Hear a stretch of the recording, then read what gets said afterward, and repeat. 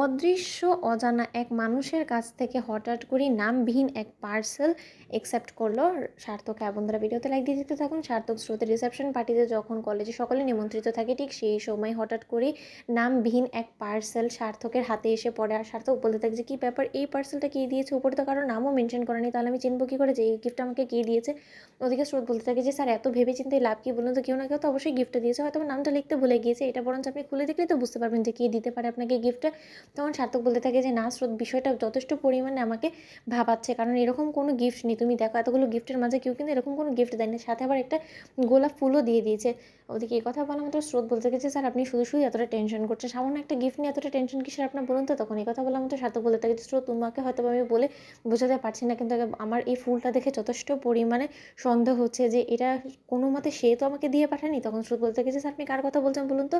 তখন ফুলসজ্জার ঘরে যাওয়া মাত্র সার্থক যখন সেই গিফটটাকে ওপেন করে, ঠিক সেই মুহূর্তে সার্থকের অতীতের কিছু স্মৃতি দেখে সার্থক সেই গিফটের পার্সেলটা ছুঁড়ে মারে আর বলতে থাকে যে এটা কোনো মতেই সম্ভব না। আবারও যদি আমার অতীত জীবনের এই স্মৃতিগুলো ফিরে আসার চেষ্টা করে, তাহলে এবার আর আমি তাকে কোনো মতে ছেড়ে কথা বলবো না। সে আমার ভালোবাসার সাথে যে পরিমাণে ছেলেখেলা করেছে, তারপরে তার কোনো স্মৃতি আমি আর আমার চোখের সামনে সহ্য করবো না। ওদিকে কথা বলা মাত্র সার্থককে বেসামাল হওয়া অবস্থায় দেখে স্রোত বলতে থাকে যে স্যার, আপনি এরকম করছেন কেন বলুন তো? আপনি এতটা রাগে ক্ষোভে কেন ফেটে পড়ছেন বলুন তো? সামান্য একটা গিফট দেখে আপনি এরকম করছেন কেন বলুন না স্যার?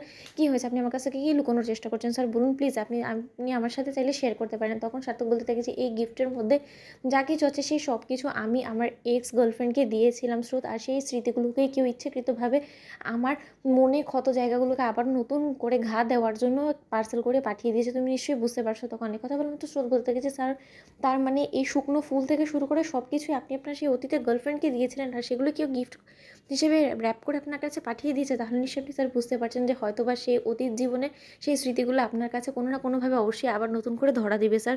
তখন সার্থক বলতে থাকে যে যত যাই করে ফেলুক না কেন, কেউ কিন্তু কোনো মতে আমি আমার অতীতের সেই ফেলাসা স্মৃতিগুলোকে নতুন করে জেগে উঠতে দিব না। প্রয়োজনে আমি নিজেকে শেষ করে দেবো, কিন্তু তা শর্ত আমি সেই মেয়েটাকে আর কোনো দিন আমার জীবনে নতুন করে এন্ট্রি নিতে দিব না। ওদিকে স্রোত বলতে থাকে যে স্যার, সেটা কোনো দিনও সম্ভব হবে না, কারণ যতদিন পর্যন্ত আমি আপনার জীবনে আছি ততদিন পর্যন্ত অন্য কেউ আপনার জীবনে আসতে পারবে না, আর সেটা কোনো সম্ভাবনা নেই। এই বিষয়ে আপনি অন্তত নিশ্চিন্তে থাকতে পারেন। ওদিকে সার্থক বলতে থাকে আচ্ছা স্রোত, তুমি আমাকে সব বিপদ আপদ থেকে উদ্ধার করবে তো?